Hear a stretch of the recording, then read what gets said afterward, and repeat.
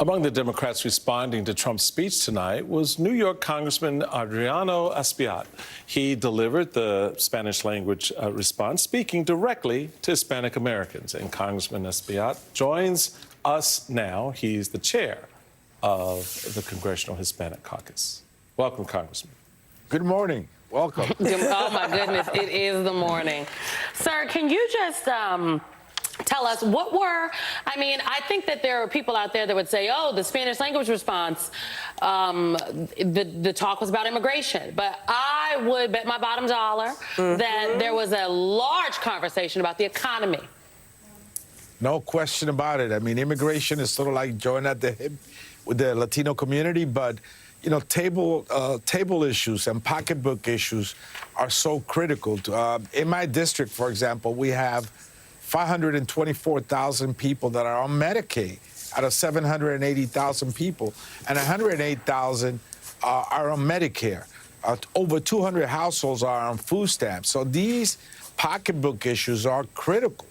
And so when you talk about not bringing solutions to inflation, the president had an opportunity to present real solutions to pocketbook issues tonight, and he didn't do that. He presented a very divisive speech that I think splits America even further apart from each other. I thought he lost an opportunity. So I spoke about those issues and about Medicaid and Medicare, which are so critical to districts like the one that I represent.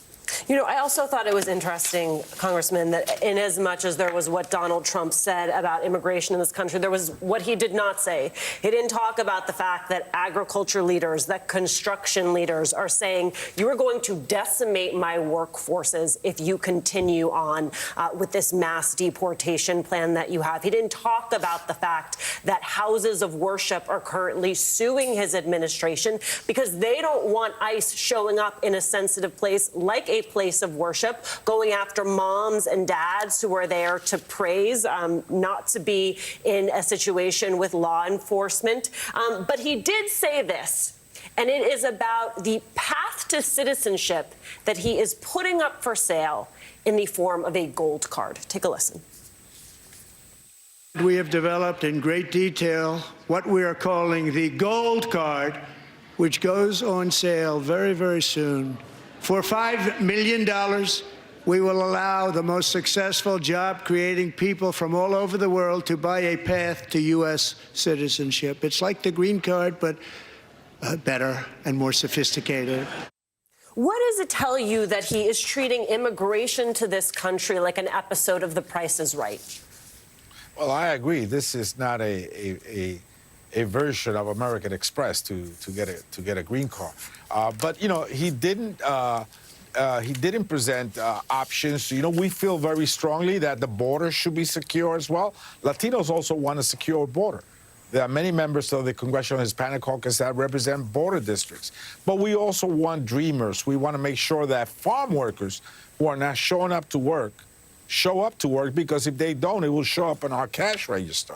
And we want families to be kept together. So those three issues, dreamers, farm workers, and keeping families together, are, I think, very low-hanging fruits in the very diverse and complicated immigration debate. And he didn't bring that up. He brought this gold card opportunity. And, you know, I don't think he's going to be able to balance the budget or impact inflation or the prices of eggs, you know, with this gold card program. So I thought he lost a big opportunity there as well. Congressman, I don't even know how the hell much money he gonna raise from my $5 million. I mean, how many people are you talking about? I mean, this is how stupid the idea is to begin with. But I digress. The important thing, I think, is everything else that beyond immigration. You're talking about a wholesale reordering of our economy, which will have a direct impact on your community, my community, in ways that are profound. As entrepreneurs, as small business owners, as risk takers, we will be the first to feel the brunt of these devastatingly bad policies. Speak, if you would, to what this means when you're hearing a president talk about laying down tariffs, which will be a tax on the small businesses that you represent. talking about upending Medicaid and Medicare, which will have an impact on the health fabric of the community. Speak about what that looks like, because I don't think people really fully understand. Everybody wants to put our communities in buckets, you know. We are much more than a bucket that you can throw a pair of gold lame sneakers at, or do the bro conversation, right? And in the next breath, talk about someone striking a $5 million check to come into the country. Well, tariffs, of course, are going to unleash a response from those other countries. And again, it will show up in our supermarkets, it will show up in our bodegas, and people are going to have to pay much more for emergency products as well. You know, Pampers, milk, eggs, the things that you buy every other day. People go to the supermarket once or every other week, and they shop big for 2 weeks, but they go to the local grocery store every other day, and they get clipped for money as they go there, and they feel it. They feel the pinch. And so these tariffs will have a direct impact on the price of goods, and particularly emergency goods that people use every day, working class families. And so this is horrible for the districts like the one that I represent.